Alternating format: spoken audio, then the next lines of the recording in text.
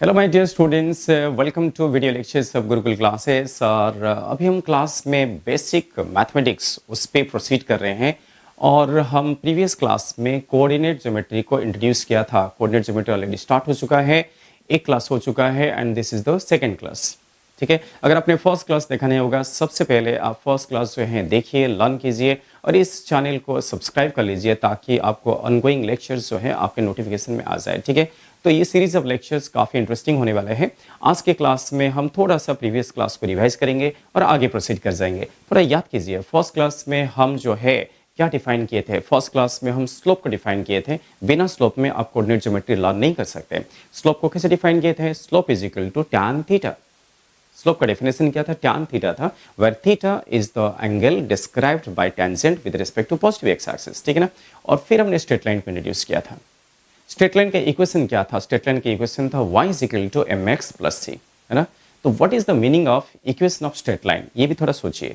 Straight line के equation का मतलब है कि स्ट्रेट लाइन पे जो भी पॉइंट्स आएंगे, है ना, स्ट्रेट लाइन पे जो भी पॉइंट्स आएंगे उन पॉइंट के जो कोऑर्डिनेट्स होंगे वो कोऑर्डिनेट्स इस इक्वेशन को सेटिस्फाई कर रहे थे, है ना। आपके सामने मैंने स्ट्रेट लाइन का इक्वेशन दोबारा लिखा हूं, which is y is equal to mx plus c.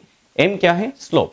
m is called as slope and c is called as y intercept. ठीक है, सो x कोऑर्डिनेट और y कोऑर्डिनेट वो इस रिलेशन को अगर सेटिस्फाई करेंगे, है ना, तो फिर वो सभी पॉइंट्स जो हैं स्ट्रेट लाइन को रिप्रेजेंट करेंगे। समझ पा रहे? यस। तो लास्ट क्लास स्ट्रेट लाइन के बारे में डिस्कशन हो चुका है, कंप्लीट हो चुका है। फिर भी रिवीजन के लिए मैं एक सिंपल क्वेश्चन लेके हम इसको रिवाइज कर सकते हैं। फॉर एग्जांपल, सपोज आपके सामने एक इक्वेशन आ गया है, जैसे कि इक्वेशन क्या है? 2y। ओके, सपोज इक्वेशन आपको ऐसे दिया है कि 2y plus 3x, 2y plus 3x is equal to 5। क्या ये एक स्ट्रेट लाइन को रिप्रेजेंट करता है? सोच लीजिए, यहाँ पे x के भी पावर 1 है, y का भी पावर 1 है, तो डेफिनेटली एक स्ट्रेट लाइन है। और ध्यान दीजिए, इस स्ट्रेट लाइन में सारे टर्म्स जो है न्यूमरेटर में है, ऐसा कोई फ्रैक्शन में भी नहीं है। ठीक है ना। तो इस केस में आप क्या कर सकते हैं? 2y को कैसे रिप्रेजेंट कर सकते हैं? 2y can be written as minus 3x plus 5, है ना। ये बेसिकली स्ट्रेट लाइन फॉर्म में है, तो यहाँ से y कितना मिलेगा?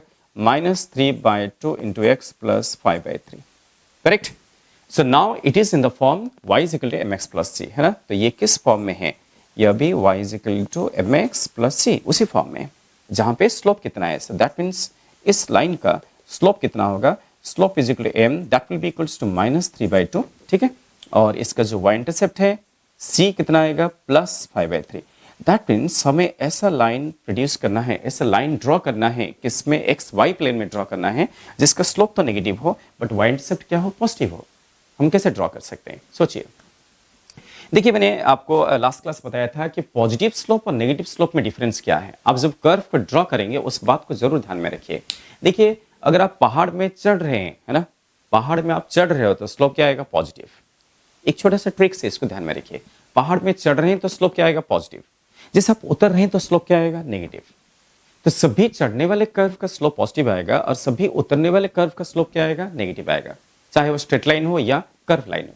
ठीक है, तो यहाँ पे इस इक्वेशन को हम रिप्रेजेंट कर सकते हैं। यहाँ पर स्लोप क्या आ रहा है? नेगेटिव आ रहा है। तो स्लोप अगर नेगेटिव आएगा तो हमें उतरने वाला कर्व ड्रॉ करना पड़ेगा। दैट मीन्स ये एक्स वाई प्लेन है।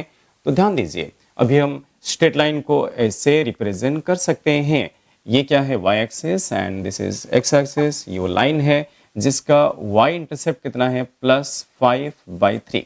ध्यान दीजिए, तो ये जो स्ट्रेट लाइन है हम इसको इस तरीके से रिप्रेजेंट कर सकते हैं। हम उतर रहे हैं तो स्लोप क्या आएगा? नेगेटिव। क्या होगा कि अगर आप उतर रहे हैं तो ऑटोमेटिकली थीटा क्या होगा? ऑब्ट्यूस एंगल हो जाएगा। ठीक है, जैसे कि आपको मालूम है कि angle is always measured with respect to positive x axis, है ना। और यहाँ पे ये तो स्ट्रेट लाइन है ना, कहीं पे भी मैं टेंजेंट ड्रॉ करूंगा तो टेंजेंट क्या होगा? उससे लाइन को ही एक्सप्रेस करेगा, है ना। तो स्ट्रेट लाइन होने की वजह से इसका स्लोप क्या आएगा? कांस्टेंट। स्ट्रेट लाइन का स्लोप क्या होता है? कांस्टेंट होता है। मैं कहीं पे भी देखूं एंगल क्या आएगा? सेम आएगा। So theta is greater than 90। इसका मतलब क्या है? थीटा जब 90 से ज्यादा है तो टैन थीटा पॉजिटिव होता है या नेगेटिव होता है? नेगेटिव होता है ना। तो स्लोप इज नेगेटिव। बात तो सही है, हमारे लाइन में भी स्लोप क्या है? नेगेटिव है। और स्लोप क्या है? -3/2 है ना। तो ये +5/3 है, y intercept, slope is negative. तो इस चीज को आप ध्यान दीजिए। इस तरीके से आपको स्ट्रेट लाइन को रिप्रेजेंट करना पड़ेगा। तो कोऑर्डिनेट ज्योमेट्री का जो सबसे बेसिक डिस्कशन है वो स्ट्रेट लाइन से शुरुआत होता है, जो कि अभी हम कंप्लीट कर चुके हैं। ठीक है, अभी हम सेकंड क्लास में इस कोऑर्डिनेट ज्योमेट्री का सेकंड लेक्चर में हम अभी आगे प्रोसीड करेंगे। अब आज हम और भी बहुत सारे अलग अलग टाइप ऑफ कर्व के बारे में डिस्कशन करेंगे, ठीक है, चलेगा। अगर आपके समझ में आ गया है इसको हम इरेज कर लेते हैं। सो नेक्स्ट जो है अगला जो कर्व है उसके बारे में डिस्कशन स्टार्ट कर लेते हैं। देखिए सो नेक्स्ट कर्व जो है ये है circle.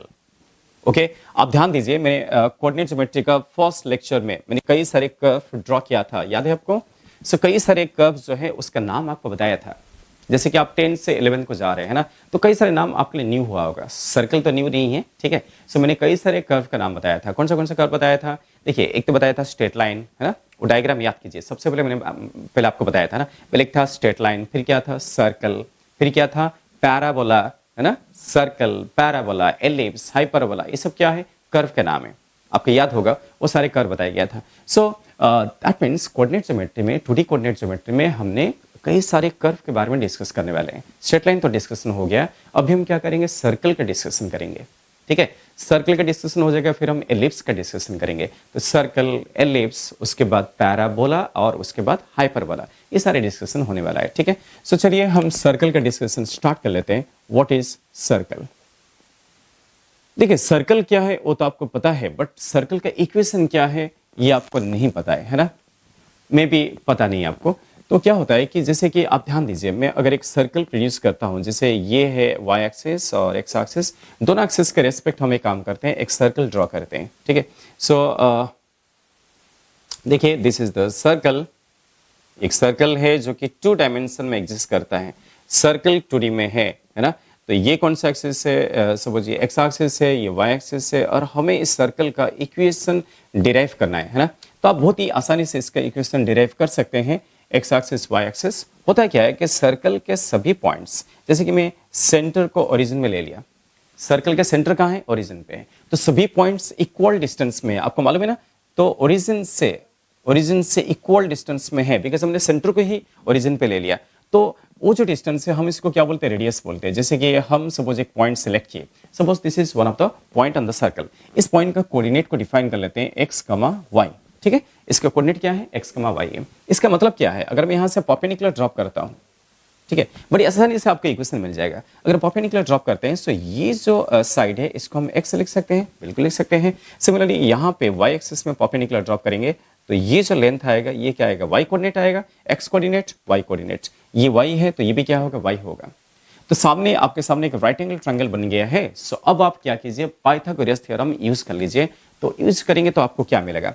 So now the equation will be x square plus y square is equal to r square. ध्यान दीजिए, x square plus y square is equal to r square. ये क्या है? पाइथागोरस थ्योरम लगाया ना, तो आपके रिलेशन से बाहर है। This is also relation between x coordinate and y coordinate in terms of radius, ठीक है ना। तो मैंने आपको क्या बताया था कि कोई भी लाइन हो, स्ट्रेट लाइन हो या कर्व लाइन हो, है ना, उसके जो कोऑर्डिनेट्स है, उसके कोऑर्डिनेट्स जो इक्वेशन को सेटिस्फाई करेंगे, वो इक्वेशन उस कर्व का एक पहचान हो जाता है, उसका इक्वेशन हो जाता है। सो दैट मींस यहाँ पे x square plus y square is r square. So this will be the equation of circle, है ना। तो ये हो गया है सर्कल का इक्वेशन। बट ये वो सर्कल है जिसका सेंटर ओरिजिन को कोइंसाइड कर रहा है। ओके, ठीक है, चलेगा। अब हम आगे बढ़ते हैं। अगर सेंटर ओरिजिन को कोइंसाइड नहीं किया तो आप क्या करोगे? तो फिर आप कैसे इक्वेशन प्रोड्यूस करेंगे, ठीक, वो भी देख लेते हैं। सो नेक्स्ट जो है हम और एक सर्कल लेते हैं, जैसे कि सपोज ये सर्कल है, पर इस सर्कल का सेंटर जो है, इस सर्कल का सेंटर ओरिजिन को कोइंसाइड नहीं कर रहा है। फॉर एग्जाम्पल सपोज ये हमारा x एक्सिस, y एक्सिस हम कैसे भी ले सकते हैं, ठीक है। तो लाइक ये है y एक्सिस, इसको y एक्सिस मान लेते हैं, इसको x एक्सिस मान लेते हैं। आप कैसे भी ले सकते हैं, है ना, कैसे भी ले सकते हैं। तो let this be y axis और x एक्सिस, इसका रेस्पेक्ट इस xy प्लेन में हम एक सर्कल बना चुके हैं। बट इस सर्कल का सेंटर ओरिजिन को कोइंसाइड नहीं कर रहा है। ये क्या है? ओरिजिन है। तो ओरिजिन जो है अलग है, सेंटर देखिए यहाँ पे है, ठीक है। सो नाउ हम कैसे इस सर्कल का इक्वेशन प्रोड्यूस करें, कैसे हम इसका इक्वेशन को डिराइव करें, है ना। उसके लिए मेथड्स तो आपको पता ही है। हम एक काम करते हैं, इसका सेंटर का जो कोऑर्डिनेट्स है इसको एच के मान लेते हैं। एच कमा क्या? के। एच के क्या है? सेंटर का coordinate with respect to origin. उसका मतलब क्या है? अगर मैं इस लाइन को ड्रॉ करता हूं, ऐसे ड्रॉ करता हूं, ठीक है। सो फिर क्या होगा? अगर यहां से परपेंडिकुलर ड्रॉ करते हैं तो ये जो कोऑर्डिनेट आएगा ये कौन सा आएगा, h।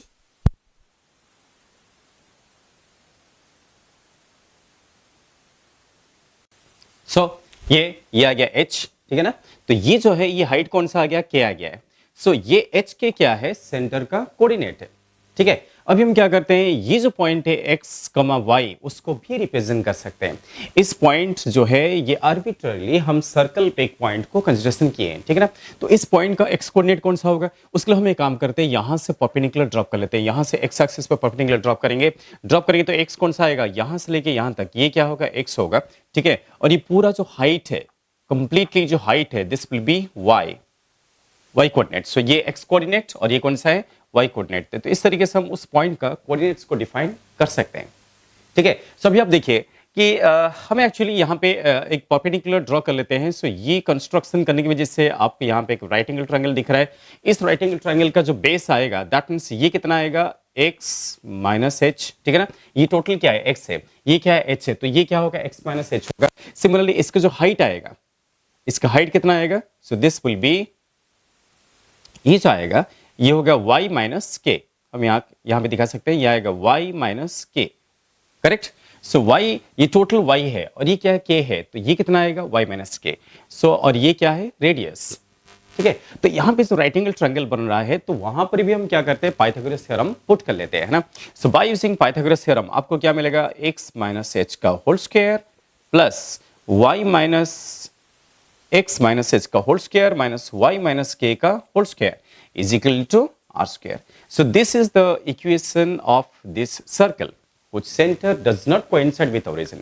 वहां पे क्या है, सेंटर ओरिजिन को कोइंसाइड किया है, जैसे कि आपको दिख रहा है, और यहाँ पे सेंटर अलग है, ओरिजिन से अलग है, ठीक है ना। तो ये है सर्कल का जनरल एक्सप्रेशन, जिसमें आपको सेंटर जो है उसके कोऑर्डिनेट्स क्या है, h और k, ये क्या है, कोऑर्डिनेट्स ऑफ द सेंटर। एक सिंपल पाइथागोरस थ्योरम से आपको ये प्रूफ हो गया है, ठीक है। तो ये था सर्कल का इक्वेशन। सर्कल का इक्वेशन का मतलब क्या है, सर्कल के ऊपर जो पॉइंट्स है उनके जो कोऑर्डिनेट्स है एक्स वाई, वो इस इक्वेशन को सेटिस्फाई कर रहे हैं, ठीक है ना। हम एक एग्जांपल ले सकते हैं, देखिए बेटा, जैसे कि एक छोटा सा एग्जांपल लेंगे, आपको ध्यान में आएगा। फॉर एग्जांपल सपोज आपको एक मैथमेटिकल इक्वेशन दिया है, फॉर एग्जांपल हम एक इक्वेशन ऐसे ले रहे हैं कि x square plus y square, x square plus y square minus ten x plus 9 is equal to 0। सब जैसे कि इक्वेशन आपके सामने है। तो ये जो इक्वेशन है, आप इसको इस इक्वेशन को एक्स वाई प्लेन में रिप्रेजेंट करना है, दैट मीन्स इसका ग्राफ प्लॉट करना है। ये जो कर्व आएगा उस कर्व को प्लॉट करना है, किसमें, एक्स वाई प्लेन में प्लॉट करना है। तो पहली बात है, ये कर्व कौन सा है, इसको आइडेंटिफाई करना पड़ता है। तो ओवरऑल अगर देखा जाए कि x square plus y square plus x इस फॉर्म में है ना, तो इससे दिख रहा है कि ये एक सर्कल का इक्वेशन हो सकता है। तो सबसे पहले हमें आइडेंटिफाई करना पड़ेगा ये किस तरीके से सर्कल का इक्वेशन होता है, ठीक है। बिकॉज सर्कल का इक्वेशन तो ये है ना। सर्कल का इक्वेशन क्या है, एक्स माइनस एच का स्क्वायर वाई माइनस के का स्क्वायर, इस फॉर्म में वो अगर आ जाता है तो वो भी क्या होगा, सर्कल होगा, ठीक है ना। तो सबसे पहले इसको हम थोड़ा वेरीफाई कर लेते हैं। So this will be x square plus y square, ठीक है। एक काम किया जा सकता है, जैसे कि आप क्या कीजिए, माइनस 10x प्लस 9, इसको थोड़ा सा ब्रेक करते हैं, क्योंकि 10x लिखा है तो ये कुछ 2 इंटू 5 इंटू एक्स इस फॉर्म में आ सकता है। तो थोड़ा सा केयरफुली सोच के आप इसको निकाल सकते हैं। जैसे कि मैं क्या करूंगा, इस 9 को ऐसे लिखूंगा 25 माइनस 16, ऐसे लिख सकता हूं। इससे फायदा क्या होगा ना, एक्स स्क्वायर प्लस क्या 25, मैं इसको अलग ग्रुप बना दूंगा, x square plus 25 minus 10x को हम क्या लिख सकते हैं, 2 इंटू 5 इंटू एक्स, है ना, 2 इंटू 5 इंटू एक्स। तो देखिए ये क्या हो गया है, ये किस तरीके से आ गया। अभी 25 को आप क्या लिख सकते हैं, 25 को आप 5 का स्क्वायर लिख सकते हैं। तो एक्स स्क्वायर प्लस 25 को 5 का स्क्वायर माइनस 10x कैसे लिखा, तो ये ना a माइनस बी का होल स्क्वायर फॉर्म में आ जाता है, बिकॉज यहाँ पर भी a माइनस बी का होल स्क्वायर उस फॉर्म में, ठीक है। सो ये आ गया प्लस क्या y square plus y square. अभी जो 16 है, 16 को हम राइट को ले लेते हैं, 16 को राइट को लेके उसको 4 का स्क्वायर बना लेते हैं, चलेगा, देखिए, करेक्ट। सो दैट मीन्स उसको ना मैं इसी फॉर्म में लेकर आया, दैट मीन्स हमें कहीं ना कहीं सर्कल का फॉर्म रिप्रेजेंट करना है। तो ये जो 25 है, 25 को यहां रिप्रेजेंट किया गया है और 16 को 4 का स्क्वायर करके राइट हैंड साइड भेज दिया, ठीक है ना। ध्यान दीजिए। और 10x को इस तरीके से लिख दिया, तो फाइनली क्या होगा, ये किस फॉर्म में आएगा, x माइनस 5 इसका होल स्क्वायर, ऐसा आप लिख सकते हैं। अच्छा, सिर्फ y स्क्वायर है, सिर्फ y स्क्वायर को आप ऐसे भी तो लिख सकते हैं ना, y माइनस 0 का होल स्क्वायर, ऐसा आप लिख सकते हैं, इज इक्वल टू 4 स्क्वायर। देखिए, तो कभी कभी ऐसा इक्वेशन को ना कन्वर्ट करना पड़ता है और सर्कल फॉर्म में लाना पड़ता है। सो दैट मीन्स डेफिनेटली जो इक्वेशन हमको दिया है that is equation of a circle, ठीक है ना। तो फिजिक्स में कई बार आपको फिजिकल सिचुएशन में कहीं ना कहीं इस प्रकार के सिचुएशंस क्रिएट होते हैं, ऐसे इक्वेशन आते हैं, उसको आइडेंटिफाई करना पड़ता है। ये सारी चीजें फिजिक्स में इन्वॉल्व होने वाले हैं। जो कुछ भी क्लास में आपको बताया जा रहा है इसका एप्लीकेशन फिजिक्स में होने वाला है, तभी मैं आपको क्लास में बता रहा हूँ, है ना। सो फाइनली पता चल गया कि जो इक्वेशन हमें दिया था, so that is the equation of a circle. उस सर्कल का इक्वेशन ये है, x माइनस 5 का whole square plus y minus 0 का whole square is equal to 4 square, जो कि इस फॉर्म में है। जो इक्वेशन है एग्जैक्टली इस फॉर्म में। इसका मतलब क्या है, सो सेंटर ऑफ सर्कल, जैसे आपको दिख रहा है ना, सेंटर का कोऑर्डिनेट क्या होगा, सेंटर का कोऑर्डिनेट क्या होगा, 5, है ना, 5,0, है ना। ये h 5 है और k कितना है, 0 है, बिकॉज y स्क्वायर को आप y माइनस 0 का होल स्क्वायर लिख सकते हो ना, है ना। सो दैट मीन्स यहाँ पे h कितना है, 5 और k कितना है, 0। और सर्कल का रेडियस, ये क्या था, सेंटर ऑफ सर्कल, फिर रेडियस ऑफ गिवन सर्कल, जो सर्कल दिया है उसके रेडियस कितना, मतलब 4 का स्क्वायर, ये क्या था, r स्क्वायर था, तो रेडियस इज इक्वल टू 4। देखिए, दोनों वैल्यूज फाइंड आउट हो गया, सेंटर के कोऑर्डिनेट्स भी आ गया, रेडियस भी आ गया। तो इस तरीके से आप इक्वेशन को जब डील करेंगे ना, तो आपको ध्यान में आएगा, ठीक है। तो ये था सर्कल का डिस्कशन। तो चलिए हम सबसे पहले किसका डिस्कशन किया, स्ट्रेट लाइन का। स्ट्रेट लाइन का डिस्कशन हो चुका है फर्स्ट क्लास में। अब ये सेकंड क्लास में मैंने किसका डिस्कशन किया, इस सर्कल का डिस्कशन किया। होपफुली आपको समझ में आ गया होगा। हाँ, इसको अच्छे से नोट डाउन कर लीजिए। ओके बच्चे, अभी हम सर्कल का डिस्कशन कंप्लीट कर लिए हैं, ठीक है ना। अब हम डिस्कस करेंगे नेक्स्ट कर्व। चलिए, नेक्स्ट कर्व को हम स्विच ओवर करते हैं। वो भी एक क्लोज कर्व है, जस्ट लाइक सर्कल। सर्कल जैसा क्लोज कर्व था, ये भी क्लोज कर्व है और उसका नाम क्या है, एलिप्स, है ना। सो एलिप्स जो है कुछ ऐसा दिखता है। एलिप्स का मतलब क्या है, यहाँ पे आपको दो एक्सिस जो है उनका लेंथ इक्वल नहीं दिख रहा है। तो सबसे बड़ा डिफरेंस क्या है, यहाँ पे एक मेजर एक्सिस है, this is called as major axis, और ये कौन सा है, माइनर एक्सिस है। तो एलिप्स जो है इसको इस XY प्लेन में रिप्रेजेंट किया गया है। ये मेजर एक्सिस का जो हाफ पार्ट है हम इसको बोलते हैं सेमी मेजर एक्सिस, और ये माइनर एक्सिस है, इसका हाफ को क्या बोलते हैं, semi minor axis. So that means ये जो डायग्राम आपको दिख रहा है, इस एलिप्टिकल कर्व दिख रहा है, इस एलिप्टिकल कर्व में a is called as, a को क्या बोला जाएगा, सेमी मेजर एक्सिस या length of semi major axis. B is called as length of semi minor axis। तो major axis minor axis circle में नहीं होता, सेमी माइनर एक्सिस ये सर्कल में नहीं होता, ये सिर्फ एलिप्स में होता है, ठीक है। सो A और B को डिफाइन किया गया। उसके बाद जैसे कि आपको बताया गया था, सभी कर्व जो है, सभी कर्व को पहचानने के लिए उसका अपना एक इक्वेशन होता है ना। जैसे स्ट्रेट लाइन का इक्वेशन क्या था, y is equal mx plus c। Circle का इक्वेशन क्या था, x square plus y square is equal r square. ऐसा ही एलिप्स का भी अपना एक इक्वेशन है जिससे आप इसको पहचान सकते हैं, ठीक है। सो अगर मैं यहाँ पे एक पॉइंट लेता हूँ, एलिप्स में एक पॉइंट लेता हूँ, इसका कोऑर्डिनेट x, y लिख देता हूँ। सो मैंने आपको क्या बताया था, y और x का रिलेशन, y x का रिलेशन को हम क्या बोलेंगे, एलिप्स का इस कर्व का इक्वेशन। इक्वेशन क्या है, यहाँ पे हम रिप्रेजेंट कर रहा हूँ, देखो आप। So equation of ellipse, equation of ellipse is given by x square by a square, x square by a square plus y square by b square is equal to 1। ये ellipse का equation है। इस equation का derivation भी है, पर मैं यहाँ पे डेरिवेशन को रिप्रेजेंट नहीं कर रहा हूँ, बस फिजिक्स का रेस्पेक्ट आपको इस इक्वेशन का रिक्वायरमेंट है, आप इसको ध्यान में रखिए, ठीक है। इसका डेरिवेशन वगैरह आपको मैथमेटिक्स में कोऑर्डिनेट ज्योमेट्री में एलिप्स आफ्टर भी किया जाएगा, ठीक है। चलिए कोई बात नहीं, ये एलिप्स का इक्वेशन है, ये यहाँ का सबसे इंपॉर्टेंट इक्वेशन है, इसको आपको ध्यान में रखना पड़ेगा। So this is the equation of ellipse. यहाँ पे ए क्या है, semi major axis, and b क्या है, सेमी माइनर एक्सिस। ओके, तो यहाँ पे देखिए कि सर्कल क्या है, सर्कल के बारे में थोड़ा सोचिए। देखिए, अगर मैं यहाँ पे ऐसे करता हूँ, ए को बी में इक्वल कर लेता हूँ, ठीक है।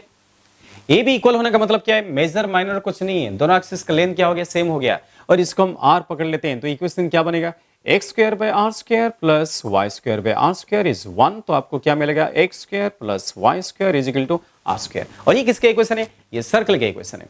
इससे मालूम पड़ गया कि सर्कल कुछ नहीं, सर्कल एक स्पेशल केस है, किसका, एलिप्स का। एलिप्स में अगर दोनों एक्सिस का लेंथ इक्वल हो गया ना, ए और बी इक्वल हो गया, तो हम इसको क्या बोलेंगे, circle. So this represents equation of circle. Okay, इसको आप ध्यान में रखिए। चलिए कोई बात नहीं। उसके बाद फाइनली एलिप्टिकल कर्व जो है, जैसे कि एक एलिप्टिकल कर्व है, ये 2 डायमेंशन में डिफाइन हुआ है, उसको कैरेक्टराइज करने के लिए, दैट मींस एलिप्स का जो कैरेक्टरिस्टिक्स है उसके एक्सप्रेस करने के लिए हम यहाँ पे एक न्यू टर्म डिफाइन करेंगे, जो आपके लिए एकदम न्यू होगा, आप पहली बार सुनोगे, सुनना चाहोगे। यस, उस टर्म का नाम है, उस मैथमेटिकल टर्म का नाम है एसेंट्रिसिटी। क्या, एसेंट्रिसिटी। ये बिल्कुल आपके लिए न्यू है, बट इसको लर्न कीजिए।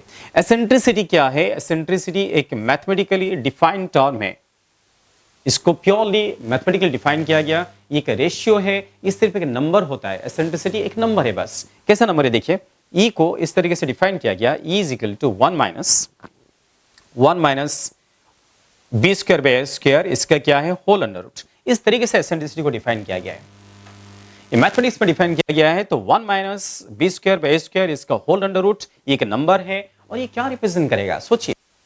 देखो बेटा कि बी और ए का रेशियो बदला तो एसेंट्रिसिटी क्या हो जाएगा, बदल जाएगा।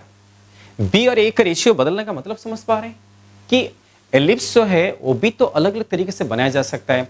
कुछ एलिप्टिकल कर्व जो है ना, वो हाईली एलिप्टिकल हो सकते हैं, कुछ लो एलिप्टिकल कर्व हो सकते हैं। तो हाई एलिप्टिकल, लो एलिप्टिकल, उसको डिस्टिंग्विश कैसे करेंगे, यस, आप इसको एसेंट्रिसिटी के द्वारा डिस्टिंग्विश कर सकते हो। ठीक है, जैसे कि मैं क्या बोलना चाहता हूं, हाई एलिप्टिकल और लो एलिप्टिकल का मतलब क्या है। देखो, मैंने यहाँ पे 2 एलिप्टिकल कर्व बना रहा हूं, आप देख लीजिए। सपोज मैंने एक एलिप्टिकल कर्व ऐसे बनाया, मैंने एक कर्व ऐसे बनाया, ठीक है, ओके, और एक एलिप्टिकल कर्व ऐसे बनाया, तो दोनों में डिफरेंस है। दोनों में क्या डिफरेंस है बता सकते हैं। ऊपर वाला कर्व जो है ये थोड़ा सा ज्यादा एलिप्टिकल दिख रहा है, दैट मींस इसको हम क्या बोलेंगे, highly elliptical. Highly elliptical curve ये है, highly elliptical in comparison to this ellipse. तो यहां पर भी ये क्या है, मेजर एक्सिस है, ये क्या है, माइनर एक्सिस है। यहां पर भी क्या है, ये मेजर एक्सिस है, और ये क्या है, माइनर एक्सिस है। ठीक है, so this type of curve is called as highly elliptical curve, है ना। सो हाईली एलिप्टिक, ये कौन सा है, हाईली एलिप्टिकल है। ये कौन सा है, लो एलिप्टिकल है ना। सो दोनों में डिफरेंस आप देखिए। तो ये हाईली एलिप्टिकल है और दिस इज लो एलिप्टिकल, है ना। High elliptical and low elliptical, तो उसमें क्या होगा, एसेंट्रिसिटी में क्या आएगा, डिफरेंस आएगा, है ना। एसेंट्रिसिटी में डिफरेंस आएगा। एसेंट्रिसिटी को किस तरीके से डिफाइन किया गया वो आपके सामने लिखा है, दोबारा देखिए। एसेंट्रिसिटी को दोबारा देखिए, E is equal to 1 minus b square by a square का रूट। तो ए और बी का रेशियो जो है ना, वो दोनों केस में सेम नहीं है, वो सबसे इंपॉर्टेंट बात ये है। सो यहाँ पे ये क्या है, बी है, ये क्या है, ए है ना। सो दोनों में सेम नहीं है, तो उस हिसाब से ई क्या होगा, बदलेगा। अगर मैं यहाँ पे इसको E1 लिखूंगा तो यहाँ पे क्या लिखना पड़ेगा, E2 लिखना पड़ेगा। ओके, तो क्या आप बता सकते हैं कि कौन सा E ज्यादा होगा, E1 ज्यादा होगा या E2 ज्यादा होगा। उससे पहले हमें थोड़ा E को अच्छे से समझना पड़ेगा। चलिए कोई बात नहीं, मैंने आपको जो है एलिप्स अलग अलग टाइप का हो सकता है, उसको रिप्रेजेंट करने के लिए डायग्राम ड्रॉ किया, समझ पा रहे हैं, और कुछ नहीं है। सो ध्यान दीजिए, इस केस में क्या हो रहा है कि एसेंट्रिसिटी का जो डेफिनेशन है उसके हिसाब से E is equal to 1 minus b square by a square, ठीक है ना। तो यहां पे क्या हो रहा है कि आप अगर डायग्राम को स्टडी करेंगे तो यहां पे B is always less than A, B हमेशा A से छोटा है ना। तो B अगर हमेशा A से छोटा आएगा, जैसे कि B is always less than A, so this implies that B square, I mean B by A, है ना, B by A is always less than 1, and this is also implying B square by A square is always less than 1. That means जो ratio है ना, ये हमेशा 1 से क्या है, छोटा है। ओके, तो ये एलिप्स का जो डेफिनेशन है उसके हिसाब से ये स्टडीज पे हो रहा है। दैट मींस हम क्या कर रहे हैं कि 1 से जिसको सब्ट्रैक्ट कर रहे हैं वो भी 1 से छोटा है। तो 1 से छोटे वाला टर्म जैसे कि 0.3, 0.5 सब क्या है, 1 से छोटा है, ऐसा कुछ आएगा यहाँ पे। तो 1 से हम जिसको सब्ट्रैक्ट कर रहे हैं वो भी 1 से छोटा है। तो बताइए एक्सप्रेशन क्या आना चाहिए। अगर ये 1 से छोटा है, जैसे कि 0.3 है, तो 1 से 0.3 सब्ट्रैक्ट करेंगे तो 0.6 उसका रूट क्या आएगा, पॉइंट में ही आएगा। सो कंफर्म हो गया है, therefore eccentricity of ellipse is less than 1। इस बात को ध्यान में रखिए कि एलिप्स का जो एसेंट्रिसिटी है वो 1 से हमेशा क्या होगा, छोटा होगा। समझ पा रहे हैं? यस। तो वही तो बता रहा था कि मैंने ये जो कर्व ड्रॉ किया आपके सामने, ये क्या है, हाईली एलिप्टिकल, ये हाईली एलिप्टिकल कर्व है और ये लो एलिप्टिकल कर्व है। दोनों में डिफरेंस क्या है, ये आपको समझना पड़ेगा। दोनों में डिफरेंस क्या है, एसेंट्रिसिटी में डिफरेंस है। एसेंट्रिसिटी में डिफरेंस क्यों है, बिकॉज बी और ए का रेशियो दोनों में सेम नहीं है। देखिए मैं यहां पे क्या लिख चुका हूं, ये हाईली एलिप्टिकल कर्व के पास क्या लिखा, b is equal to 0.4 times है, और लो एलिप्टिकल जो कर्व दिख रहा है उस पे क्या लिखा, b is equal to 0.7 times है ना। तो b और a का रिलेशन क्या है, डिफरेंट आ रहा है। आपने देखा होगा ये थोड़ा सा क्या ज्यादा दबा हुआ है ना। तो यहाँ पे थोड़ा ज्यादा दबा हुआ है, ज्यादा दब गया ना, तो उसको हम क्या बोलेंगे, हाईली एलिप्टिकल कर्व बोलेंगे, है ना। तो ये थोड़ा सा खुला हुआ है, तो उसको क्या बोलेंगे, लो एलिप्टिकल कर्व बोलेंगे। तो आप अगर कैलकुलेट करेंगे तो आपको एसेंट्रिसिटी यहाँ पे और यहाँ पे क्या मिलेगा, डिफरेंट मिलेगा, ठीक है ना। तो आपके सामने फॉर्मूला है, आप इसको पुट करके निकाल सकते हैं। फॉर एग्जाम्पल मैं E1 को पुट करूंगा, E1 का वैल्यूज निकालना चाहूंगा, इसको इरेज कर लेते हैं। सो E1 का वैल्यू कितना आएगा, देखिए E1 will be equals to, आपके सामने रेशियो है, देखिए मैं रेशियो जो है ना इसके पास दोबारा लिख चुका हूं। तो E1 will be equals to 1 minus b, देखिए b square by a square. तो b अगर जो है 0.4 टाइम्स है तो b square by a square कितना आएगा, this will be equals to 0. b square by a square का square root, which will be equals to 1 minus 0.4 का स्क्वायर, बिकॉज रेशियो कितना आएगा, 0.4 आएगा, उसका स्क्वायर, इसका स्क्वायर रूट, है ना। तो 0.4 का स्क्वायर कितना आएगा, 16। तो ये फाइनल आता है ये आएगा 0.16, 1 में से इसको सब्ट्रैक्ट करेंगे तो क्या मिलेगा, 0.84 का स्क्वायर रूट। देखिए ये है E1 का वैल्यू है। सिमिलरली E2 आप कैलकुलेट कर सकते हैं। अगर आप यहाँ पे E2 कैलकुलेट करना चाहेंगे, so this will be equals to 1 minus, यहाँ पे b स्क्वायर बाय स्क्वायर कितना आएगा, जैसे 0.4 का स्क्वायर था, यहाँ पे आएगा 0.7 का स्क्वायर, इसका स्क्वायर रूट। ओके, 0.7 का स्क्वायर कितना है, 0.49, सो दिस विल बी इक्वल्स 0.51 का स्क्वायर रूट। तो कंपैरिजन कीजिए, क्या दिख रहा है आपको, E1 कितना मिला, 0.84 का अंडर रूट, और E2 कितना मिला, 0.51 का अंडर रूट। तो किसके वैल्यू ज्यादा दिख रहा है, डेफिनेटली E1 का वैल्यू ज्यादा दिख रहा है। तो एक बात तो कंफर्म हो गया कि हाईली एलिप्टिकल अगर होगा उसका एसेंट्रिसिटी क्या होगा, ज्यादा होगा, और लो एलिप्टिकल के लिए एसेंट्रिसिटी क्या होगा, कम होगा, है? इस बात को ध्यान में रखिए। सो कंक्लूजन निकला, so therefore E1 is greater than क्या, E2, ये फाइनल कंक्लूजन निकला। तो आगे के लिए ध्यान में रखिए। जैसे कि फिजिक्स में आपको पता होगा कि प्लैनेट्स सन के अराउंड घूमते हैं, है ना, प्लैनेट्स जो है सन के अराउंड घूम रहे। फिजिक्स में एक टॉपिक है जिसमें प्लैनेटरी मोशन को एक्सप्लेन किया जाता है कि प्लैनेट्स आर रिवॉल्विंग अराउंड क्या, सन। देखिए कोपरनिकस जो है एक साइंटिस्ट है, कोपरनिकस ये बताए थे कि जो ऑर्बिट्स होता है ना, प्लैनेट का जो ऑर्बिट होता है किसके अराउंड, सन के अराउंड, वो कैसे होता है, वो सर्कुलर होता है ना। सो कोपरनिकस जो है प्लैनेट का ऑर्बिट को सर्कुलर मान के एक्सप्लेन किए थे, बट बाद में और एक थ्योरी आया जिसमें केपलर और एक साइंटिस्ट है ना। तो ये सारे साइंटिस्ट काफी ग्रेट साइंटिस्ट है, कोपरनिकस, गैलीलियो, केपलर, है ना। सो केपलर जो है, केपलर बाद में बताया कि जो ऑर्बिट्स होते हैं, जो प्लैनेट्स का ऑर्बिट होते हैं, वो सर्कल नहीं होते, वो क्या होते हैं, एलिप्टिकल होते हैं, है ना। वहां पे इस चीज का लिंक आएगा जब आप फिजिक्स में ग्रेविटेशन पढ़ेंगे। तो ग्रेविटेशन में हम ये सारी चीजों को इंटरलिंक करने वाले हैं। ग्रेविटेशन चैप्टर में एलिप्स का पूरा आइडिया यूज होगा, बिकॉज एक लॉ है जिसका नाम क्या है, केपलर्स लॉज। केपलर और एक साइंटिस्ट है, उन्होंने क्या थ्योरी दिया था, उन्होंने थ्योरी दिया था कि जो प्लैनेट्स है वो सन के अराउंड एलिप्टिकल ऑर्बिट में घूम रहे, ऐसा एलिप्टिकल ऑर्बिट में घूम रहे। और कोपरनिकस क्या बताए थे कि जो प्लैनेट्स है वो सर्कुलर ऑर्बिट में घूम रहे। तो दोनों साइंटिस्ट का थ्योरी क्या था, अलग था। जब हम केपलर्स लॉ स्टडी करेंगे, एक्चुअली क्या है, एक्चुअली प्लैनेट्स जो है वो एलिप्टिकल ऑर्बिट में ही घूमते हैं, ठीक है। सो केपलर्स लॉ जब स्टडी करेंगे ना, तो ये सारी कहानी जो एलिप्स के बारे में बता रहा हूँ सारे के सारे आपको लगने वाला है, ठीक है ना। तो ये सारे इसलिए आपको सीखना जरूरी था। वहां पे क्या होता है, जैसे हमारे सोलर सिस्टम में कई सारे प्लैनेट्स है, कई सारे प्लैनेट्स है। तो सभी प्लैनेट का जो एलिप्टिकल ऑर्बिट है, जैसे कि अर्थ भी एलिप्टिकल ऑर्बिट में घूम रहा है, सैटर्न भी एलिप्टिकल ऑर्बिट में घूम रहा है ना, समझ पा रहे हैं। तो इसलिए जो भी, जैसे जुपिटर है, जुपिटर भी एलिप्टिकल ऑर्बिट में घूम रहा है। सभी प्लैनेट का ऑर्बिट कैसा है, एलिप्टिकल है, बट सबका एसेंट्रिसिटी सेम नहीं है। कोई प्लैनेट का जो एलिप्स है वो लो एलिप्टिकल है, कुछ प्लैनेट का हाई एलिप्टिकल ऑर्बिट है। जैसे कि फॉर एग्जांपल जो प्लैनेट अर्थ है, जो हमारे प्लैनेट है अर्थ है, अर्थ का जो एलिप्टिकल ऑर्बिट है वो हाईली एलिप्टिकल नहीं है। अर्थ का ऑर्बिट क्या है, लो एलिप्टिकल है। इस टाइप का है, थोड़ा थोड़ा थोड़ा सर्कल जैसा, थोड़ा एलिप्स जैसा, ऐसे समझिए, है ना। तो अर्थ का जो ऑर्बिट है वो लो एलिप्टिकल है, समझ पा रहे हैं। जैसे कि प्लूटो, प्लूटो तो अभी काउंट हो नहीं रहा है प्लैनेट में, प्लूटो का जो ऑर्बिट है वो क्या था, हाईली एलिप्टिकल है इन कंपैरिजन टू अर्थ, समझ पा रहे हैं। तो प्लूटो का जो ऑर्बिट है वो हाईली एलिप्टिकल है इन कंपैरिजन टू अर्थ, समझिए बात को। तो ई जितना कम होगा, दैट मींस एक बात तो क्लियर हो गया, तो ई जितना डिक्रीज करेगा उतना क्या होगा, लो एलिप्टिकल होगा, और ई जितना इंक्रीज करेगा उतना क्या होगा, हाई एलिप्टिकल होगा, समझ पा रहे हैं। तो इस तरीके से जो डिस्कशन होगा फिजिक्स में, वहां पे आपके एलिप्स का कंसेप्ट को यूज करना पड़ेगा। ये सारे मैथमेटिक्स हम वहां पे यूज करेंगे, ठीक है, चलेगा। सो दैट मींस आपको एक न्यू मैथमेटिकल टर्म जो है आज मालूम पड़ा, जिसका नाम क्या है, एसेंट्रिसिटी है।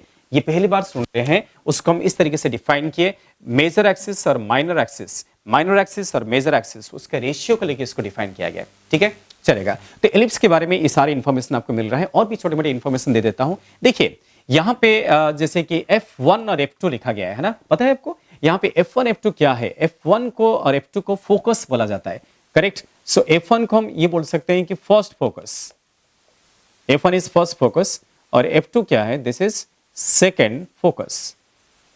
फोकस तो आप जानते हैं, आप लाइट चैप्टर में स्फेरिकल मिरर में फोकस का नाम सुना होगा ना, वही वाला फोकस है। तो यहाँ पे F1 जो है फर्स्ट फोकस है, F2 क्या है, सेकंड फोकस है। फोकस के बारे में आपको इन डिटेल्स मैथमेटिक्स में मालूम पड़ेगा जब सर मैथमेटिक्स में कोऑर्डिनेट ज्योमेट्री पढ़ाएंगे। तो ध्यान दीजिए, ये जैसे कि ओरिजिन है, ओके, ये क्या है, ओरिजिन है।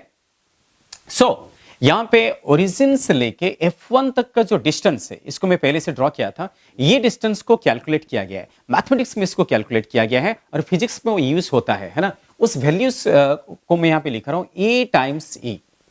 दैट मीन्स ये जो डिस्टेंस है, ये जो डिस्टेंस है कहां से कहां, ओरिजिन से लेके फोकस तक, वो जो डिस्टेंस है, वो जो दूरी है, उसका वैल्यू कितना है, ए इंटू ई है। ए क्या है, सेमी मेजर एक्सिस, ई क्या है, एसेंट्रिसिटी, जो मैं आपको एक्सप्रेस कर रहा था। सिमिलरली फोकस से लेके ये नियरेस्ट पॉइंट का डिस्टेंस है, और फोकस से लेके ये फारदेस्ट पॉइंट का डिस्टेंस है। देखिए ना, ये अगर फोकस होता है तो ये क्या होगा, नियरेस्ट पॉइंट। ये अगर फोकस होता है, इस फोकस के रेस्पेक्ट ये क्या होगा, farthest distance. So this is the farthest distance and this is the nearest distance, उसको भी कैलकुलेट किया गया है। मैथमेटिक्स में फारदेस्ट डिस्टेंस को ऐसे कैलकुलेट किया गया, 1 plus e into A. E is called as eccentricity, जो पहले से आपको पता है ना। तो 1 plus e into a, is major axis, semi major axis. तो ये है फोकस के रेस्पेक्ट एलिप्स का फारदेस्ट पॉइंट का दूरी है। सिमिलरली फोकस के रेस्पेक्ट एलिप्स का नियरेस्ट पॉइंट का दूरी जो है, उसका भी फॉर्मूला है। उसका फॉर्मूला है 1 माइनस ई इंटू ए, ठीक है।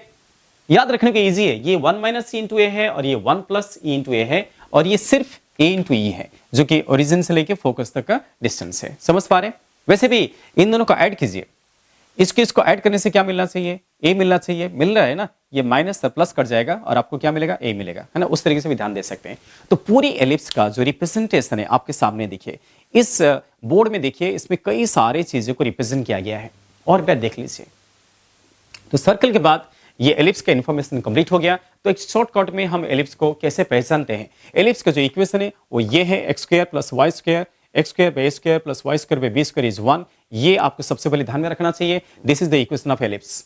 और सर्कल क्या है, सर्कल एलिप्स का ही स्पेशल केस है, जिसमें ए और बी क्या हो जाते हैं, इक्वल हो जाते हैं, ठीक है। फिर हमने एसेंट्रिसिटी को डिफाइन किया, एक बिल्कुल न्यू क्वांटिटी डिफाइन किया, जिसको 1 minus b square by square, इसका स्क्वायर रूट, इस तरीके से डिफाइन किया। और ऑलवेज एलिप्स के लिए एसेंट्रिसिटी क्या होगा, 1 से छोटा होगा, because always b is less than 1, b is less than a, always b is less than a, so that b by is less than 1, इसलिए e क्या होगा, 1 से छोटा होगा। इसको ध्यान में रखिए। उसके बाद कई सारी चीजें हैं जिसको आप इस डायग्राम में दिख रहा है। a क्या है, b क्या है, फोकस क्या है, यहां से फोकस तक डिस्टेंस क्या है, ये डिस्टेंस क्या है, फारदेस्ट पॉइंट का डिस्टेंस क्या है, सब कुछ मैंने यहाँ पे रिप्रेजेंट किया, और सबके डेरिवेशन से जो आप मैथ में सीखेंगे, ठीक है। उसके बाद हाई एलिप्टिकल और लो एलिप्टिकल में डिफरेंस क्या है वो भी आपको पता चल गया। आप यहीं पे कंपैरिजन करने लगे कि ये हाई एलिप्टिकल मतलब एसेंट्रिसिटी ज्यादा होगा, लो एलिप्टिकल मतलब क्या होगा, एसेंट्रिसिटी कम होगा, करेक्ट। चलिए कोई बात नहीं, इसी के साथ एलिप्स का डिस्कशन कंप्लीट हो गया। एक छोटा सा क्वेश्चन आपको पूछना चाहूंगा। यस, क्या बता सकते हैं, क्या बता सकते हो, क्या बता सकते हो कि सर्कल का एसेंट्रिसिटी क्या होना चाहिए,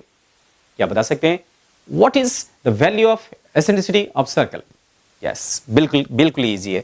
देखिए सर्कल का मतलब क्या है, सर्कल में b और a क्या हो गया, इक्वल हो गया। तो b square is equal to a square, तो 1 माइनस 1 0, तो सर्कल का एसेंट्रिसिटी कितना मिलेगा, 0 मिलेगा। यस, कोई भी पूछेगा ना कि सर्कल क्या है, आप बोलेंगे सर्कल वो एलिप्स है जिसका एसेंट्रिसिटी कितना है, 0 है, ऐसा बोल सकते हैं। ठीक है ना। तो हम यहाँ पे सर्कल को रिप्रेजेंट कर रहे थे ना, यहीं पे हम लिख सकते हैं। यहीं पे मैं लिख देता हूं बेटा, यहां देखो कि अगर a is equal to b हो गया तो e कितना होगा, सर्कल के लिए a is equal to b है ना, तो e कितना होगा, e होगा 1 minus b square by square, वो तो 1 हो जाएगा, है ना। So a is equal to b का मतलब है b square by a square 1 आ जाएगा, इसलिए एसेंट्रिसिटी क्या आएगा, 1 माइनस 1 का स्क्वायर रूट कितना आएगा, 0। दैट मीन्स सर्कल का जो यहां पे लिखा है उसका एसेंट्रिसिटी इज ऑलवेज 0।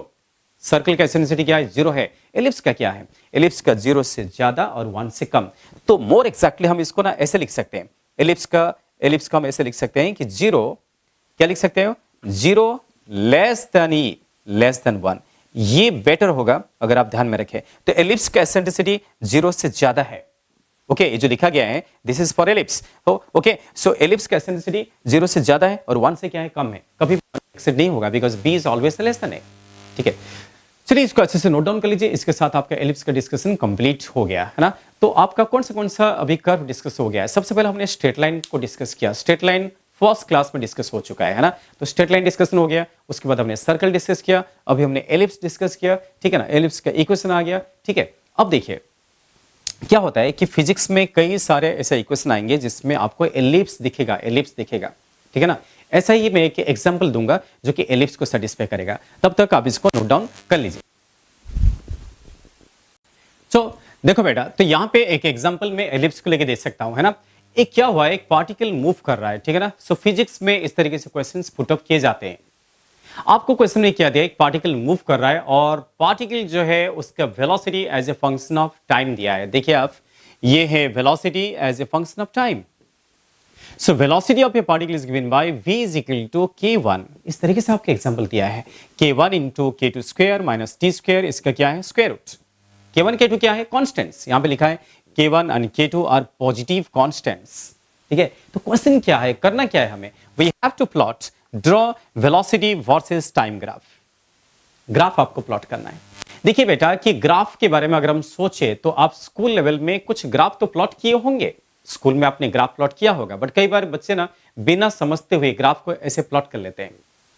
कई बार बच्चों को ग्राफ जो है वो ड्राइंग जैसे लगता है कि हाँ बढ़ रहा है तो हाथ को ऊपर कर दो, कम हो रहा है तो हाथ को नीचे कर दो, है ना। ऐसा नहीं है, ग्राफ ऐसा नहीं है कि बढ़ रहा है तो हाथ को ऊपर करना, कम हो रहा है तो हाथ को नीचे करना है, ऐसा बिल्कुल नहीं है। ग्राफ जो है वो भी प्योरली लॉजिकल है, प्योरली मैथमेटिकल है, प्योरली इक्वेशन बेस्ड है। ग्राफ प्लॉट करने के लिए आपको उस फंक्शन को समझना पड़ता है, जो इक्वेशन दिया है उसको समझना पड़ता है, किसका इक्वेशन दिया है, क्या वो स्ट्रेट लाइन का इक्वेशन है तो ग्राफ स्ट्रेट लाइन आएगा, अगर वो सर्कल का इक्वेशन है तो ग्राफ सर्कल आएगा, अगर वो एलिप्स का इक्वेशन है तो ग्राफ कैसा आएगा, एलिप्टिकल आएगा। सो दैट मींस जब आप ग्राफ बनाते हैं तो आपको अपने ध्यान में रखना चाहिए कि आपको जिस फंक्शन का या जिस इक्वेशन का ग्राफ प्लॉट करना है वो किसको सेटिस्फाई कर रहा है, क्या वो स्ट्रेट लाइन को सेटिस्फाई कर रहा है, क्या वो एलिप्स को कर रहा है, क्या वो पैराबोला को कर रहा है, सर्कल कर रहा है, वो आपको देखना पड़ता है। चलिए कोई बात नहीं, अभी हमारे सामने ऐसा ही एक इक्वेशन है, हमें पार्टिकल का वेलोसिटी दिया है, as a function of time दिया है, टी क्या है, टी टाइम है, v क्या है, वेलोसिटी है, k1 k2 क्या है, कांस्टेंट है, पॉजिटिव कांस्टेंट है, उनका फिक्स मान लीजिए। ठीक है, अब देखिए हमें इसको एनालिसिस करना पड़ेगा, हम डायरेक्टली इसका ग्राफ बना नहीं सकते। जब तक आप कर्व को पता नहीं करते तो आप ग्राफ कैसे ड्रॉ करेंगे। तो ग्राफ ड्रॉ करना एक इतना इजी टास्क नहीं है, अच्छे से समझना पड़ता है कर्व को, उसके मैथमेटिक्स अच्छे से समझना पड़ता है, फिर जाके ग्राफ प्रॉपर्ली बनता है। ओके चलिए देखिए, सो ये जो इक्वेशन है मैं इसको ऐसे भी लिख सकता हूं, v square is equal to, दोनों तरफ हम क्या करते हैं, स्क्वायरिंग करते हैं। So v square will be equals to k1 square into k2 square minus क्या, t स्क्वायर। तो स्क्वायर रूट यहां पे हट गया, तो बोथ साइड्स हमने क्या किया, स्क्वायरिंग किया। इसको फर्दर सिंप्लीफाई करते हैं। So v square plus k1 square t square is equal to k1 square k2 square. मैंने क्या किया, मैंने जो टाइम वाला टर्म है उसको लेफ्ट को ले लिया, है ना।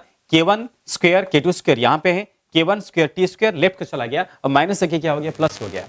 उसके अगला स्टेप में क्या कर रहे हैं, देखिए v square by k1 square k2 square plus k1 square t square bye k1 square k2 square. ये क्या कर रहा हूं, देखिए मैं अब क्या कर रहा हूं कि सभी टर्म के साथ k1 square k2 square divide कर रहा हूं। तो इस पे डिवाइड करूंगा तो ये क्या हो जाएगा, 1 हो जाएगा, ठीक है ना। क्या कर रहे हैं हम, k1 स्क्वायर k2 स्क्वायर सभी टर्म में डिवाइड कर रहे हैं, तो ये क्या आ गया 1 आ गया, ठीक है ना।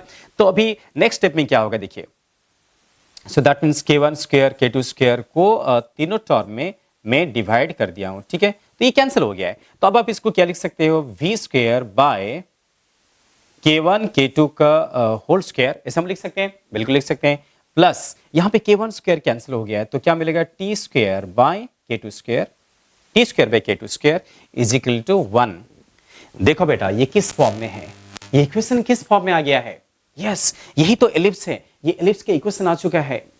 एलिप्स के इक्वेशन क्या था, x square by a square plus y square by b square is equal to 1, ये उसी फॉर्म में देखिए, x square by a square plus y square by b square is equal to 1, है ना। So this is the equation of ellipse, that means हमें जो equation दिया था इसको अगर हम प्रोसेस करते रहेंगे ना, प्रोसेस करते रहेंगे तो फाइनली ये एलिप्स का ही इक्वेशन है। सो दैट मींस हमें इस एग्जांपल में जो ग्राफ बनेगा यहां पर भी एलिप्टिकल ग्राफ बनेगा। सो फाइनली इस कर्व को, इस इक्वेशन को हम प्लॉट कर सकते हैं। सो एलिप्स को लेके इस तरीके से फिजिक्स में क्वेश्चंस पुट अप किए जा सकते हैं, ग्राफिकल क्वेश्चन पूछे जा सकते हैं। सो इक्वेशन क्या मिला बेटा, देखो कि v square by k1 k2 का होल स्क्वायर, k तो कांस्टेंट है यहाँ पे, है ना, k1 k2 का whole square plus t square by क्या k2 square is equal to 1। ये देखो ये उसी फॉर्म में जैसे मैं आज से एलिप्स के इक्वेशन बताया, क्या इक्वेशन बताया था, मैं इक्वेशन बताया था x square by a square plus y square by b square is equal to 1। तो ये अभी इसी फॉर्म में देखिए आप, ठीक है। दैट मींस आप कौन सा एक्सिस में किसको प्लॉट कर रहे हो डिपेंड करता है। आप वेलोसिटी को y एक्सिस में प्लॉट कर सकते हैं, टाइम को x में प्लॉट कर सकते हैं, या टाइम को y एक्सिस में प्लॉट कर सकते हैं, वेलोसिटी को x में प्लॉट कर सकते हैं, उस पर डिपेंड करता है आप कैसे ले रहे हैं, ठीक है ना। सो दैट मींस ये जो इक्वेशन है ये प्योरली एलिप्टिकल इक्वेशन है, this represents equation of ellipse, है ना। So this represents equation of क्या, एलिप्स। और जिसका इक्वेशन होगा कर्व या ग्राफ कुछ वैसे ही बनेगा, इसलिए यहां पे ग्राफ कैसे बनेगा, एलिप्टिकल ग्राफ बनेगा। आप दिखाना चाहिए तो हम इसको दिखा सकते हैं, देखिए यहां पे कंपैरिजन कीजिए, ऊपर नीचे कंपैरिजन कीजिए, तो आपको एक्स एक्सिस में क्या प्लॉट करना है, वेलोसिटी। अगर मैं ऐसे लिखूं तो एक्स एक्सिस में वेलोसिटी प्लॉट करना है, वाई एक्सिस में टाइम को प्लॉट करना है, तो हम ग्राफ कुछ ऐसे बना सकते हैं। देखिए आप, ये वाई एक्सिस है और ये है एक्स एक्सिस, एक्स एक्सिस में वेलोसिटी और वाई एक्सिस में टाइम को प्लॉट कर रहे हैं, ओके। सो हियर x मतलब क्या है, वेलोसिटी, और y मतलब क्या है, टाइम। तो ग्राफ कुछ एलिप्टिकल आएगा और हम उस एलिप्स को कैसे रिप्रेजेंट करेंगे, देखो तो हम इस एलिप्स को ना ऐसा रिप्रेजेंट कर सकते हैं, ये है एलिप्स जिसका सेमी मेजर एक्सिस और सेमी माइनर एक्सिस आपको पता चल गया। ए क्या है, सेमी मेजर एक्सिस, ए कितना है k1 k2, तो ये जो वैल्यूज आएगा, ये जो वैल्यू आएगा ये कितना आएगा k1 k2, तो a is equal k1 k2 और b कितना है, k2 ही है, ये क्या है, b है, तो b इज इक्वल टू क्या, k2। समझ पा रहे हैं। तो इस तरीके से आपको ग्राफ आएगा। ये कौन सा ग्राफ है, ये है velocity versus time graph, okay. Draw VT graph, velocity कौन सा एक्सिस में, एक्स एक्सिस में, और टाइम कौन सा एक्सिस में, वाई एक्सिस में, उसको लेकर हमने प्लॉट किया। तो इस तरीके से जब क्वेश्चन आएंगे तो आपको अच्छे से आइडिया लगा के, है ना, कर्व क्या है, कर्व को पहचानना पड़ेगा, इक्वेशन को समझना पड़ेगा, उसके बाद ही आप ग्राफ सही कर सकते हैं। अब सोचिए, आप कभी भी स्कूल में इस प्रकार का ग्राफिकल क्वेश्चन कभी भी फेस किए नहीं होंगे, बिकॉज स्कूल में आपको एलिप्स, पैराबोला, सर्कल, इनके बारे में इतना डिटेल्स में पढ़ाया नहीं गया है, कोऑर्डिनेट ज्योमेट्री का इन्वॉल्वमेंट ही नहीं था स्कूल में, ठीक है ना। तो यहाँ पे आपको अच्छे से ध्यान देना चाहिए। और एक बार देखिए, जो इक्वेशन था मैंने इसको किस तरीके से स्टेप बाय स्टेप प्रोसेस करते करते एलिप्स के पास पहुंच गया, वो आपने देखा ना, यस। तो ये आप भी कर सकते हो, जैसे जैसे आपका प्रैक्टिस होगा, सुनोगे, समझोगे, प्रैक्टिस करोगे, डाउट लोगे, तो वो फीलिंग्स आपको भी आ जाएगा। आप भी इक्वेशन को प्रोसेस करते करते यहाँ तक पहुंचेंगे तो आपको एलिप्स आ जाएगा, उसका ग्राफ भी आपके सामने आ जाएगा, ठीक है ना। तो ये सारे काम जो है ना प्रैक्टिस बेस्ड होता है, जितना प्रैक्टिस होगा उतना ज्यादा हम क्या होंगे, एक्सपीरियंस होंगे, और उतना ज्यादा हम अच्छे से परफॉर्म कर पाएंगे। सो प्रैक्टिस मेक्स परफेक्शन, ये जो स्टेटमेंट है ना, वो तो फिजिक्स के लिए और मैथ के लिए तो कंपलसरी है, साइंस के सभी सब्जेक्ट के लिए प्रैक्टिस करना पड़ता है। चलेगा, तो कोई बात नहीं। सो आज की क्लास में आज हम क्या क्या लर्न किए, आज की क्लास में हमने और दो न्यू कर्व स्टडी कर लिए। ये दोनों कर्व क्या था, क्लोज कर्व था, एक का नाम क्या था सर्कल और एक का नाम क्या था एलिप्स। दोनों का हमने लर्न किया, स्टडी किया और बहुत कुछ चीजें आपको समझ में आया। एसेंट्रिसिटी कभी मत भूलना, उसको बार बार आप लर्न कीजिए। देखिए ये जो चीज़ आपको नया नया सिखाया जा रहा है इसको बार बार देखिए, बार बार इसको रिवाइज कीजिए, तो आप ना इसके साथ फैमिलियर हो जाएंगे। फैमिलियर होना जरूरी है, एक बार पढ़ के छोड़ देंगे तो आप फैमिलियर नहीं हो सकते, दूसरी बार देखोगे तो आपको फिर डरावना लगेगा, आपको लगेगा कि नया नया चीज़ें क्या आ गया है। तो न्यू न्यू चीज़ों को सीखने का है ना आपका इंटरेस्ट होना चाहिए, क्यूरियसिटी होना चाहिए। बार बार रिपीटेडली बात बता रहा हूँ, तो क्यूरियस होकर पढ़ना चालू कीजिए। ओके, क्यूरियसिटी के साथ पढ़ना चालू कीजिए, प्रैक्टिस कीजिए, चलेगा। सो नेक्स्ट क्लास जो है, नेक्स्ट क्लास हम इसके आगे बढ़ेंगे। अगले क्लास में हम और भी मजेदार डिस्कशन होने वाला है। नेक्स्ट क्लास में हम और दो कर्व के बारे में स्टडी करेंगे, एक का नाम है पैराबोला और एक का नाम है हाइपरबोला। सो पैराबोला हाइपरबोला अभी नेक्स्ट क्लास में डिस्कस होगा, मतलब कोऑर्डिनेट ज्योमेट्री का थर्ड क्लास में डिस्कस होगा। आज सेकंड क्लास कंप्लीट हो गया, तब तक के लिए वेट कीजिए और अच्छे से ध्यान दीजिए। Okay, thank you, bye bye.